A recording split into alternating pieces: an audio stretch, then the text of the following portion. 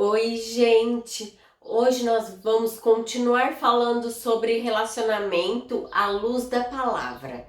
Então, nós vimos que Deus criou o homem e a mulher e falou: façamos. Então, ele não é um ser no singular, e sim no plural, porque ele é Pai, Filho e Espírito Santo, porque Elohim significa Trindade e nós somos semelhança dele. E nós não fomos criados para viver isolados. E considerou o Senhor que uma vida abundante deve ser desfrutada em comunidade. Então nós aprendemos que o homem ele tem três partes. No capítulo 1, no primeiro livro da Bíblia, Deus estabelece as questões de relacionamento. Então é importante nós lembrarmos que o casamento é algo muito precioso e Deus reserva a parte do capítulo 2 para entrar um pouco mais em detalhes sobre isso.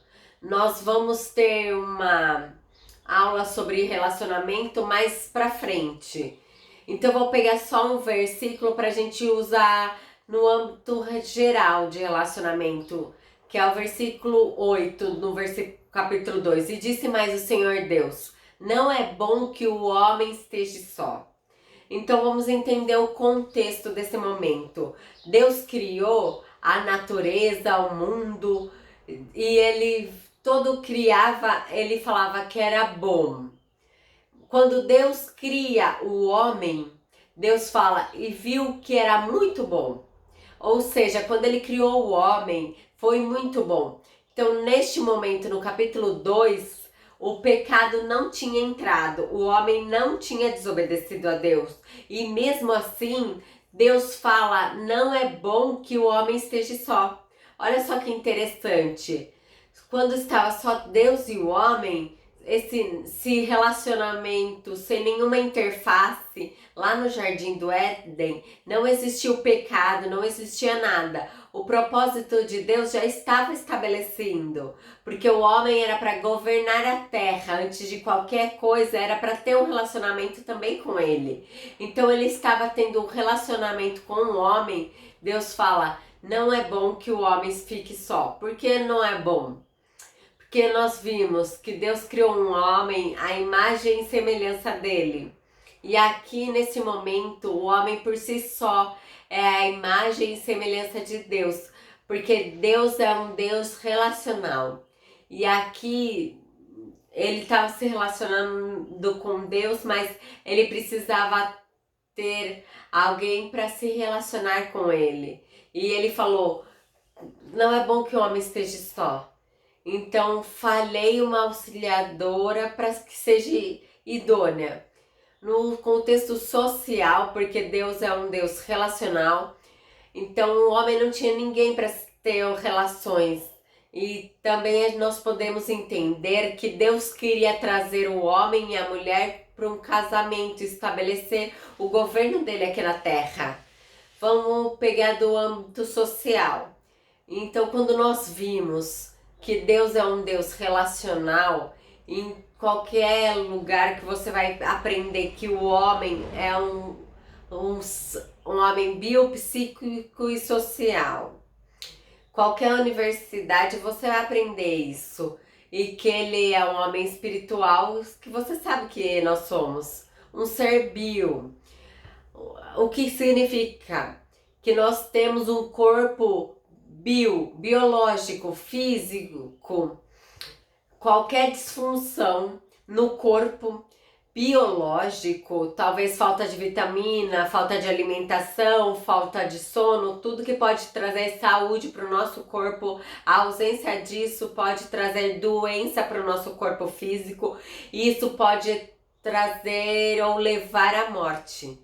Então, por isso que nós somos um ser bio, porque nós temos um corpo físico. Psíquico se relaciona à alma.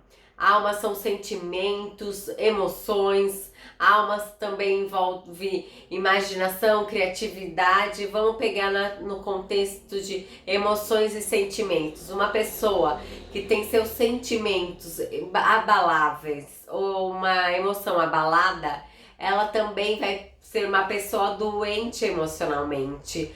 Mas existe doenças físicas e começa com uma raiz emocionais, que são as doenças psicossomáticas, que elas exteriorizam no corpo, mas quem está doente é a alma. Então nós temos aqui até uma aula lá que eu falei sobre perdão, bem no começo, que leva à amargura e que pode até ser traduzida e expressa em uma doença física. Então vamos falar que nós somos nós somos psíquico, nós somos a alma. Que se você tem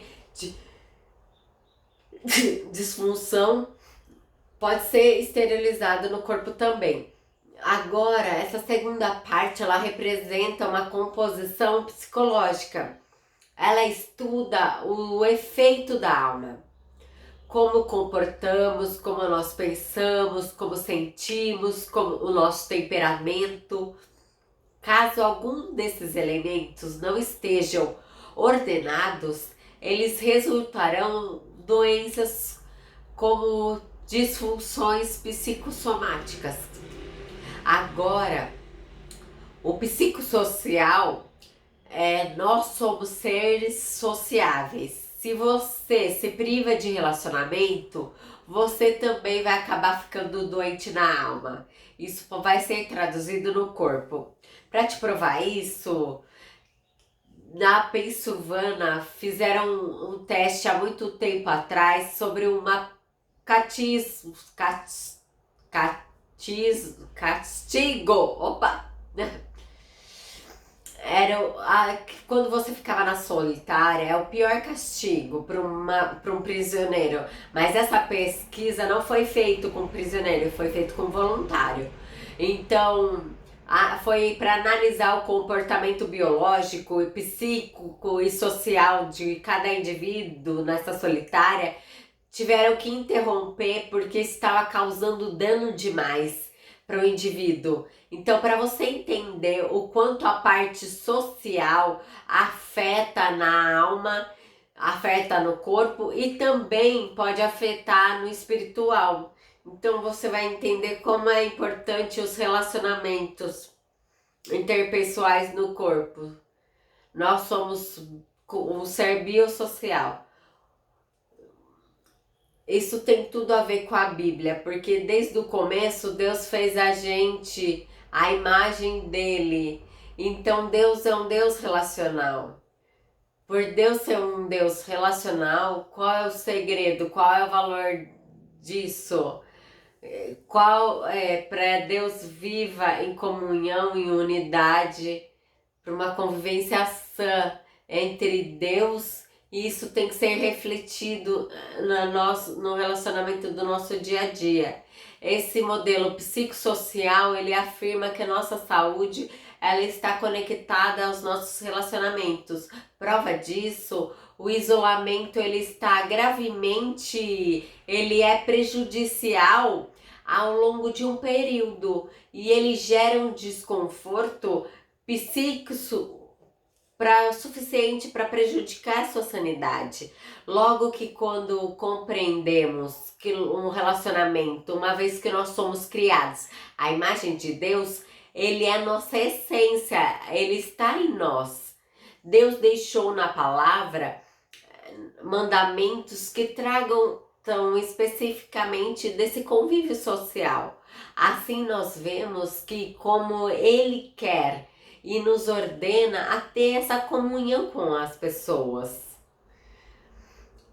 E olha que interessante, se nós formos analisar esses 10 mandamentos que Deus entregou para Moisés, nós vamos entender que 5, ou seja, metade tem a ver com o relacionamento com o homem, com Deus, mas os outros 5 tem a ver com o relacionamento interpessoal e familiar. Não cobiçarás, não dirá falsos testemunhos. E amanhã eu vou falar mais sobre esses mandamentos. Pense em como nós deveríamos ter um equilíbrio na nossa compreensão desses fatores biológicos na nossa alma, que é o nosso psicológico, e também no nosso social, nos nossos relacionamentos com as pessoas. Dê um like, se inscreva no nosso canal. Até!